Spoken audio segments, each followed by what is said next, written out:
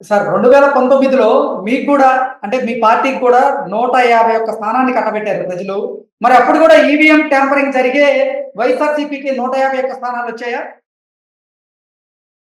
నేను మళ్ళీ చెప్తున్నాను. మంచి క్వెషన్‌లు మీరు గట్టిగా ఏస్తా ఉన్నారు. హ్మ్. ఎన్నిసార్లు చెప్పినా I have been repeating the same word. Okay. ఏమంటే చంద్రబాబు నాయుడుకి బొంబాటుగా తెలుసు. ఆయనే ట్యాంపరింగ్ అని చెప్పేసి ఆయనే మాట్లాడాడు. ఇది హ్మ్. ఏ విధంగా జరిగిందనేది ఆయన ఆత్మసాక్షికి, మోడీ గారి ఆత్మసాక్షికి, పవన్ గారి ఆత్మసాక్షికి తెలుస్తుంది. ఎందుకంటే ఒకే తూరి ఇంత భయంకరమైన డెసిషన్స్ రాదు కదా!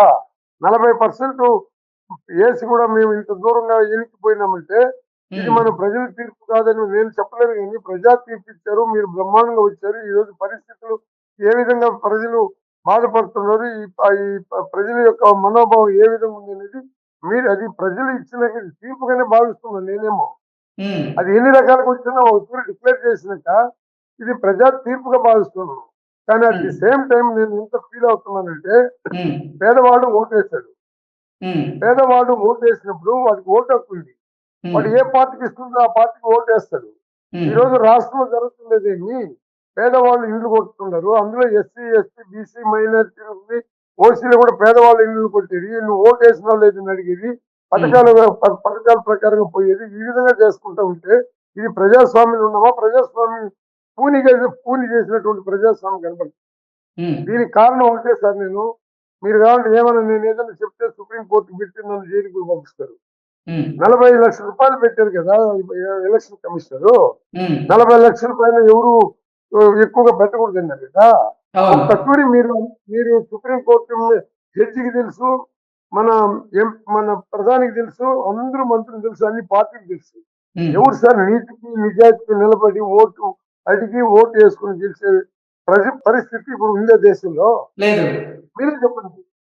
లేదు. మా నియోజకవర్గం ఎత్తుకోండి. హ్మ్. ఆ ఎమ్మెల్యేగా నిలబడిన ఆయనకు ఊరు లేదు, పాడు లేదు, ఎక్కడ ఉన్నాడో తెలియనోడు కింద. హ్మ్. మా ఎంపీ గారు ఏ ఊరో కూడా తెలీదు. మరి హ్మ్. వాళ్ళు ఏమి సేవ చేశారని ఓటేశారు. మేమేమి తప్పు చేసినామని గడప గడప ప్రోగ్రాం పోయింది తప్ప, ప్రజల హ్మ్. కోసం తప్పించింది తప్ప, ఎక్కడ తప్పు చేసినాము? హ్మ్. నాకు తెలిసి తప్పంతా ఏమంటే లీడర్‌లకి మనోభావం దెబ్బతీస్తారని, మా లీడర్‌లే మమ్మల్ని మాట్లాడి రకరకాలుగా చేసి దీనికి ఓటమి అంటే పాలయ్యారు. వైఎస్ఆర్‌సీపీలో నాయకుల మధ్య సమన్వయం లేదు. దానివల్ల ఓటమి పాలయ్యామనుకుంటున్నారా మీరు?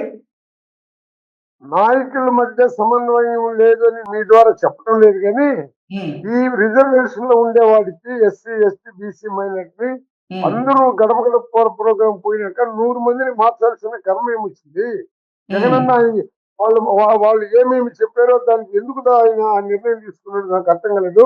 ఆయన ఓకే. ముందు సర్వేలు చేసి ఒక్కొక్కరికి ఇన్ఛార్జీలు ఇచ్చేసి, ఒకరికి రాయలసీమ ఇచ్చి, ఇంకొకరికి ఈ విధంగా ఇచ్చి దెబ్బ తీసుకోవాల్సిన పరిస్థితి మాకు ఏర్పడిందని నేను ఓపెన్‌గా ధైర్యంగా చెప్పగలుగుతా. అంటే జగన్మోహన్ రెడ్డి గారు ఈ 100 మందిని మార్చడం కూడా వైఎస్ఆర్‌సీపీ ఓటమికి ఒక కారణం అని చెప్తున్నారా? ఆయన మనస్సాక్షిగా మార్చలా. ఓకే. మా పైన ఏదో సర్వేలు చేసి మమ్మల్ని మార్చి చేయమని ఒక సర్వేలను మహానుభావులు సర్వేలు చేసి, ఈ హ్మ్. సర్వే బాగలేదు, ఆ సర్వే లేదని పంపించారు. పోనీ హ్మ్. సర్వే బాగుండే వాళ్ళన్నా గెలిచినారా? వాళ్ళు హ్మ్. గెలవకుండా పోయినారు. అది హ్మ్. జగన్మోహన్ రెడ్డి గారిని ఈ విధంగా తీసుకొనొచ్చి బదనాయం చేశారు గాని, హ్మ్. జగన్మోహన్ రెడ్డి ఎక్కడ చిన్న తప్పు కూడా పేదవాడు గుండెల్లో జగన్మోహన్ రెడ్డి దేవుడిగా నిలబడినాడు. హ్మ్. ఆ విధంగా మరి జగన్మోహన్ పేదవాడికి రెడ్డిని మ్యానిప్యులేట్ చేసినటువంటి వారెవరు? జగన్మోహన్ రెడ్డి పక్కనున్న వారేనా? ఇది పక్కన ఉండారా, బయట ఉండారా, పైన ఉండారా, కింద ఉండారా అని నేను చెప్పదలుచుకోలేదు సార్. ఓకే. మీకు అన్నీ తెలుసు. ఎందుకు నేను చెప్తుంటే ఆ రోజు అందరూ పోయి పక్కన ఉండే వాళ్ళ దగ్గరికి పోయి దండం పెట్టుకుంటే ఈ పక్క అసలు నేను ఒక డిప్యూటీ సీఎం. హ్మ్. నేను ఒక నేను డిప్యూటీ సీఎం. హ్మ్. చంద్రబాబు ఇక్కడికి వచ్చాడు ఎలక్షన్ కూడా. ఆ హ్మ్. రోజు కూడా ఆయన ఎక్సైజ్ మినిస్టర్ జగన్మోహన్ నారాయణ స్వామి ఎక్సైజ్ మినిస్టర్ అయినా టీ హ్మ్. కూడా తాగడు. ఎక్కడైనా హ్మ్. తప్పుగా ఎక్కడైనా చెవరో పెట్టి జైలుకి పోతుందేమని కూడా మాట్లాడుతున్నాడు ఆయన. సార్ ఆ, ఎన్- ఒక్క మీరు, నిమిషం అన్నా. మీరు ఒక మాజీ డిప్యూటీ సీఎంగా మీరు చెప్పండి. మీరు వైఎస్ఆర్‌సీపీలోనే ఉన్నారు గదా! 5 సంవత్సరాల్లో మీరు జగన్మోహన్ రెడ్డిని ఎన్ని సార్లు కలవగలిగారు? మీరు అడిగిన ప్రతిసారి జగన్మోహన్ రెడ్డి గాని, ఆయన టీమ్ గాని మీకు అపాయింట్‌మెంట్ ఇచ్చిందా? అంటే ఏం చెప్తారు? ఇప్పుడు నేను మంచి మాట జగన్మోహన్ రెడ్డి నా ఎస్సీలు, నా ఎస్టీలు, నా బీసీలు, నా మైనారిటీలని మాకు డిప్యూటీ సీఎం పదవి కూడా ఇచ్చారు. ఉమ్, ఏ రోజు కూడా నేను ఎన్ని పర్యాలుగా నాకు అపాయింట్మెంట్ నేను మాత్రం ఆయన పోలా అపాయింట్మెంట్ ఇచ్చినాడు. నాకు నిజంగా ఆయన్ని నేను ఎందుకు ఉంగరం కూడా వేసుకున్నాను ఇంకా జగన్ అన్న రాజశేఖర రెడ్డి ఉంగరాలు ఉమ్, ఫీజు రింబర్స్మెంట్ చేసినాడని రాజశేఖర రెడ్డి ఈయన అమ్మ ఒడి పెట్టినాడని చేసుకొని పెట్టుకున్నాము. కానీ ఉమ్, ఒకటి మాత్రం ఇంకా ఈ 77 సంవత్సరాలు స్వతంత్రం వచ్చినా మేము ఎస్సీలుగానే ఉంటాము. ఏ ఉమ్, పార్టీలో కూడా రీజనల్ పార్టీలో ఏది స్వతంత్రంగా బతికే ఆలోచన ఏ పార్టీలో కూడా అది సెంట్రల్ గవర్నమెంట్ కానీ స్టేట్ గవర్నమెంట్ కానీ. కానీ జగన్మోహన్ రెడ్డి మాకు ఒక మంచి ఒక ప్రోటోకాల్ పెట్టి మమ్మల్ని కూడా గుర్తించేటట్టు ప్రజలు గుర్తించారు. దాన్ని మా ఎస్సీలు, మా ఎస్టీలు, మా బీసీలు, మా మైనారిటీ అనే వాళ్ళు మేము కూడా ఆయనకి మీరు చెప్పినట్టు ఆయన మేమే నిలబడి ఉంటే ఈ పరిస్థితి వచ్చి ఉండదు. ఉమ్. సార్ అంటే నా అసలు అభిప్రాయం. వైఎస్ఆర్సీపీ అధికారాన్ని కోల్పోయిన తర్వాత వైఎస్ఆర్సీపీలో ఉన్నటువంటి ముఖ్య నేతలందరూ కూడా చాలా మంది వైసీపీని వీడేందుకు సిద్ధమవుతున్నారు అనేటువంటి వార్తలు వస్తున్నాయి. అందుకే అందులో భాగంగానే ఎవరు ఇప్పుడు అసలు ముందుకు రావట్లేదు, వైసీపీ ఓటమికి కారణాలు ఏంటనేది కూడా వాళ్ళు మాట్లాడేందుకు సిద్ధంగా లేరు అనేటువంటి వాదనలు తెర మీదకి వస్తున్నాయి. చాలా మంది వైఎస్ఆర్సీపీలో ఉన్నటువంటి ముఖ్య నేతలు వైసీపీకి గుడ్ బై చెప్పి వేరే పార్టీల్లో చేరేందుకు కూడా సిద్ధమవుతున్నట్టుగా కొన్ని వార్తలు వస్తున్నాయి. దీని మీద మీ విశ్లేషణ ఏంటి? ఇప్పుడు నా స్టేట్మెంట్ ఏంటంటే చంద్రబాబు రామారావును చూసినప్పుడే ఎమ్మెల్యేలు అమ్ముడు పోయారు. ఉమ్, అక్కడి నుంచి ఎమ్మెల్యే అమ్ముడు పోయే కార్యక్రమాలు చేస్తా ఉన్నారు. జగన్మోహన్ రెడ్డి కానీ ఈ పార్టీ పెట్టకపోతే ఈ పార్టీలో ఉన్న 80% కొత్త వాళ్ళు ఎమ్మెల్యేలు 2 times కూడా అయినారు. ఉమ్, వాళ్ళ యొక్క ఆత్మాభిమానాన్ని చంపుకొని పార్టీ పెట్టినాకనే ఎమ్మెల్యే అయినాము, నేను కూడా డిప్యూటీ సీఎం అయినా. ఏ ఉమ్, పదవి కోసమో ఏ డబ్బు కోసమో కక్కుర్తి పడి పరిగెత్తే వాళ్ళని ఏం చేయలేము. కానీ అట్లాంటి వాళ్ళు ఎవరు మా మా పార్టీలో ఉండరు అని నేను అనుకుంటున్నాను. ఉమ్, అది ఓన్లీ ప్రచారానికి ఇమ్మీడియట్ గా ప్రచారం పెడతారు. ఎందుకంటే వాళ్ళకి ప్రచారం విపరీతంగా ఉంది. మీకు కూడా తెలుసు ఏం చేయాలని వాళ్ళు చేస్తారు. ఈ రోజు అగ్నిగుండం మాదిరిగా రగులుతా ఉన్నది ఆంధ్రప్రదేశ్. ఉమ్, టూమోట్ కేసుగా తీసుకొని కోర్టులు కూడా దండించలేని పరిస్థితులు పోయినారు. నిన్న జగన్మోహన్ రెడ్డి గారు ముఖ్యమంత్రి అయినప్పుడు కలెక్టర్ని ఎస్పీని పిలిచినప్పుడు ఏమన్నాడంటే మనం కులాన్ని చూడొద్దండి, మతాన్ని చూడొద్దండి, పార్టీలు చూడండి, ఎమ్మెల్యే చెప్పినా మంత్రులు చెప్పినా అర్హత ఉంటే వాళ్ళకి ఖచ్చితంగా ఈ నవరత్నాలు చేసి తీరాలని ఆయన చెప్పాడు. నిన్న ఉమ్, ఈయన చంద్రబాబు నాయుడు గారే మళ్ళీ అదే పాట పన్నాడు. ఆయన ఏమంటున్నాడు, ఎస్పీలకి కలెక్టర్కి చెప్పి మీరు వాట్సాప్లు పెట్టుకుని ఎమ్మెల్యేలు ఏం చెప్తే చేయండి, మంత్రులు ఏం చెప్తే చేయండి అని చెప్పారు. అప్పటికి వాళ్ళు ఏం చెప్పబోతారు, రేపు ఈ పేదవాడు ఓటు వేసినోడు ఓటు హక్కుండేవాడు జగన్మోహన్ రెడ్డి పార్టీకి ఓటు వేసిన వాళ్ళకంతా పని చేయదండి.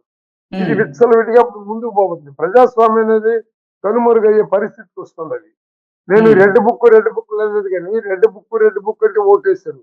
ఉమ్. తమ్ముళ్ళు మీకు మందు తక్కువకి ఇచ్చి ఎక్కువగా మీకు తక్కువ రేట్ ఇచ్చి ఎక్కువ పెద్ద మంచి మందులు క్వాలిటీ మందులు ఇస్తారంటే దానికి పరిగెత్తినారు. సార్ రెడ్ బుక్ రకరకాల అంటే వైసీపీ నాయకులు కానీ అలాగే వైసీపీ అధినేత జగన్మోహన్ రెడ్డి ఎందుకు రెడ్ బుక్ అంటే భయపడుతున్నారు ఈ రోజు అంటే ఏం చెప్తారు? రెడ్ బుక్ అంటే ఆయన కోటీశ్వరుల పైన పడలేదు సార్. ఉమ్, వాళ్ళు కోటీశ్వరులు ఏ పార్టీలో ఉన్నా వాళ్ళు అడ్జస్ట్ అయిపోతారు. ఉమ్, వాళ్ళు మేనిపులేట్ చేసుకోగలుగుతారు. ఉమ్, ఈ రెడ్ బుక్ వచ్చి పేదవాడు ఓటు వేయనోడు వాళ్ళ ఇళ్ళ పైన పోయి పడుతుంటారు. నిన్న మా నియోజకవర్గంలో ఉమ్, గురవారెడ్డి అనే కాంట్రాక్ట్ ఉమ్, పనులు చేస్తుంటే వచ్చిందే నిలిపేశారు. ఆయనకి బిల్లులు కూడా పడల. ఉమ్, రాత్రి వెస్టర్డే నైట్ ఆయన అరెస్ట్ చేసి ఈ రెడ్ శాండిల్స్ ఉండదని చెప్పి పని చేశారని అరెస్ట్ చేస్తే ఎస్ఐ సిఐ మనిషిని ఒప్పుకోలేకుండా ఏమి జరగల. ఉమ్. ఆయనకి అట్ట వ్యాపారాలు కూడా లేవు. ఇంతవరకు అట్ట ఆయన పైన ఒక చిన్న మచ్చ కూడా లే. ఆయన తీసుకుని వచ్చి మళ్ళీ రాత్రి 12 గంటలకి అది ఏమి లేదని చెప్పి చూసినారు. ఎస్పీకి నేను ఫోన్ చేస్తే నేను వచ్చి మాట్లాడతానంటాను. ఎందుకంటే భయపడిపోయి ఉండరు. ప్రజాప్రభుత్వంలో ప్రజల చేత ఎన్నుకోవాలి పని పరిపాలించాలా. అవును. ఇప్పుడు ఇప్పుడు ఏమైపోయిందంటే ప్రజల చేత ఎన్నుకోబడిన వాళ్ళు పరిపాలిస్తున్నారా, పోలీసు వ్యవస్థ పరిపాలిస్తున్నదా, ఈ ఉమ్. చిన్న చిన్న పిల్లకాయలు పరిపాలిస్తున్నారు అనేది అర్థం కాకుండా డైలీ ఇది పోతుంది. అందువల్లనే ఆ రెడ్ బుక్ అంటే భయం ఎందుకు వచ్చిందంటే పేదవాళ్ళ పైన పడుతున్నారని భయం వచ్చింది. ఎందుకు కానీ రెడ్ బుక్ లో ఉన్న వాళ్ళ పేర్లు మాత్రం కేవలం ప్రభుత్వంలో ఉన్నటువంటి కొంతమంది అధికారులు గతంలో అంటే జగన్మోహన్ రెడ్డి ముఖ్యమంత్రిగా ఉన్నటువంటి సమయంలో ప్రభుత్వానికి అంటగాగుతూ కొన్ని రూల్స్ అండ్ రెగ్యులేషన్స్ పాటించినటువంటి పోలీస్ అధికారుల పేర్లు మాత్రమే రెడ్ బుక్ లో ఉన్నాయంటూ గతంలో కొంతమంది టీడీపీ నాయకులు చెప్తున్నటువంటి నేపథ్యంలో మరి రెడ్ బుక్‌కి ఎందుకు భయపడుతున్నారు మీరు? ఇప్పుడు నేను ఇప్పుడు కూడా చెప్పాను కదా సార్, రెడ్ బుక్ అంటేనే అది బ్లడ్ బుక్ సార్. హ్మ్. రెడ్ అంటే బ్లడ్. ఆ బ్లడ్ బుక్ ఏ విధంగా వచ్చిందంటే, పోనీ హ్మ్. ఇప్పుడు ఆయన రెడ్ బుక్ అంటున్నాడు కదా, రెడ్ బుక్ లో ఉండే కోటీశ్వరుని, ఆ రెడ్ బుక్ లో ఉండే వాళ్ళని ఎవరినైనా ఏమైనా టచ్ చేస్తున్నారా? ఆ హ్మ్. రెడ్ బుక్ లో ఉండే వాళ్ళు టచ్ చేయకుండా వాళ్ళ పేర్లు రాసిన ఎమ్మెల్యేలు అట్టెట్టుకుంటే ఎమ్మెల్యేలు మన వైఎస్ఆర్ పార్టీలో నిలబడిన ఎమ్మెల్యేలు కాల్చి పారేస్తే ఈ బాధ లేదు కదా. హ్మ్. పేదవాళ్ళ ఇళ్ళ పైన పడి వాళ్ళని నాశనం చేసి, వాళ్ళని గుట్టి వాళ్ళ ఇల్లు నాశనం చేసి, పుల్లూరులో మా నియోజకవర్గం పుల్లూరులో నాలుగు ఇళ్ళు ధ్వంసం జరిగింది.